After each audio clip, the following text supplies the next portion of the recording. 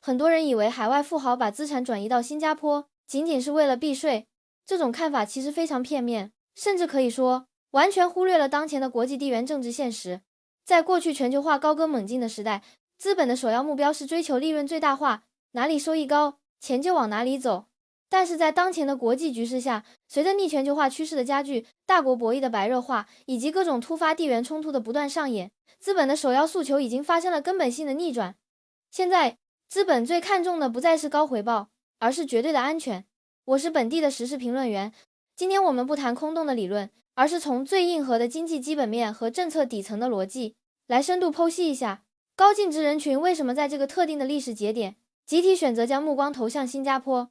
这背后不仅有着极其庞大且具体的宏观数据支撑，更有着一套极其严密的资产防御逻辑。看完今天的内容，你不仅会彻底了解这套顶层资金流动的隐秘逻辑，更重要的是，即使作为普通人，你也能从中清晰地看到未来5年甚至10年的政策走向，从而为自己的财富规划找到一个更加稳妥的锚点。过去5年，国际资金的流动方向发生了一场堪称板块大地震级别的改变。过去，资本在全世界寻找猎物，追求的是年化20%甚至更高的超额回报率，愿意为了高收益承担极高的风险。但是现在，面对地缘冲突随时可能引发的资产冻结风险，以及全球税务透明网络，也就是共同申报准则的全面普及，资本的胆子变小了，他们更看重资金在极端环境下的生存能力和安全性。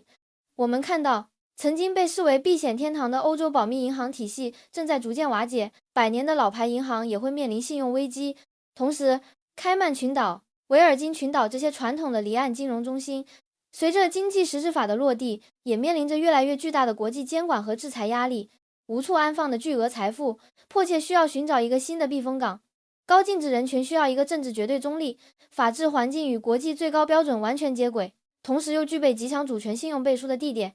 环顾全球，新加坡恰好完美符合了这个极其苛刻的条件。在外交上，新加坡始终坚持不结盟和对冲战略，在大国博弈之间保持着难得的平衡与中立。在法律层面，新加坡沿用了成熟的普通法体系，对私有产权有着极其明确且不可侵犯的保护机制。在这里，只要你的资金来源是绝对合法的，法律就能为你提供最确定的底层保障，没有任何人可以随意剥夺你的合法财产。此外，新加坡社会以华人为主体，保留了大量的中华文化传统，这极大地降低了中国高净值人群在商业运作和日常生活中的沟通成本。无论是语言环境、饮食习惯，还是社会交往的底层逻辑，都让他们感到非常熟悉和安心。2023年，我们观察到有大量来自中国内地以及世界各地的资金，通过各种合规渠道转移到了新加坡。他们放弃了部分高收益的幻想，买单的正是新加坡能够提供的。在这个充满不确定性的世界里，最稀缺的资产确定性。为了承接这些海量资金，很多高净值人士在新加坡设立了家族办公室。必须明确一点，家族办公室并不是很多人想象中那种简单的企业办公场所，或者随便租个写字楼雇2个人那么简单。它实际上是一套极其复杂、极其严密的资产管理和法律隔离机制，涵盖了财富增值、风险对冲、税务筹划，甚至是家族慈善和代际传承等多个维度。根据新加坡金融管理局公布的官方数据，从2020年到2023年期间，本地的单一家族办公室数量经历了爆发式的增长，从最初的大约400家，迅速飙升到1400多家。这个增速在整个全球财富管理历史上都是非常罕见的。这背后的核心驱动力就在于新加坡政府极具前瞻性的推出的免税法案。目前，申请13欧法案的资金门槛已经提高到了2000万新元。而更高阶的13优法案门槛则是5000万新元。只要达到这个庞大的资金规模，并且在本地实际设立家族办公室，雇佣本地的专业投资人员，满足每年的商业支出要求，就可以享受极其优厚的特定税收优惠政策。要知道，新加坡本身就是一个不征收资本利得税和遗产税的国家，这意味着通过家族办公室这个架构去投资全球的股票、债券、基金等金融市场所产生的庞大收益，在满足条件的情况下，是完全不需要缴纳相关税费的。更重要的是，当这笔巨额财富在进行跨代际传承的时候，也不需要缴纳任何遗产税。对比一下欧美部分国家，他们的遗产税率动辄超过40%，甚至高达50%。辛辛苦苦积累了一辈子的财富，传给下一代时直接被腰斩，这是很多富豪绝对无法接受的。这直接让新加坡的税收政策具备了降维打击般的竞争优势。此外，普通的海外个人账户在面临日益严格的跨国税务审查时，非常容易遇到合规性问题，甚至面临账户被冻结的风险。而家族办公室往往会结合家族信托等法律架构，把资产的所有权和收益权进行彻底的分离。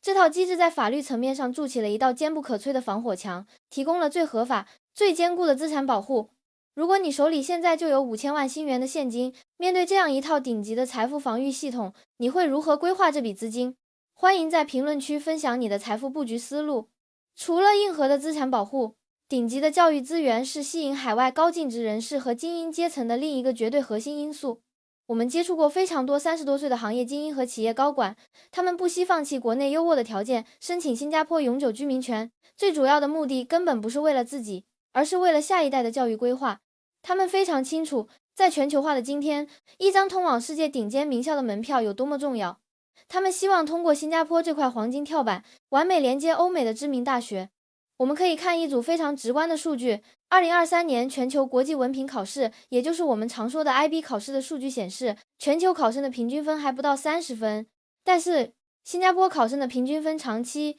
稳定的保持在35分以上的绝对高位。更令人震惊的是，全球超过一半的满分学生竟然全部集中在新加坡就读，这意味着只要你的孩子能够进入本地知名的国际学校或者顶尖公立学校，他们在学术成绩的起跑线上就已经具备了碾压级的显著优势。升入常春藤名校或者牛剑的升学率高得惊人。同时，新加坡得天独厚的双语教育环境对中国家庭具有着无法抗拒的吸引力。很多选择移民欧美国家的一代移民，内心深处都有一个巨大的隐忧，那就是担心子女在完全西化的环境中长大，最终变成黄皮肤白内心的香蕉人，彻底丧失对中华文化的认同感。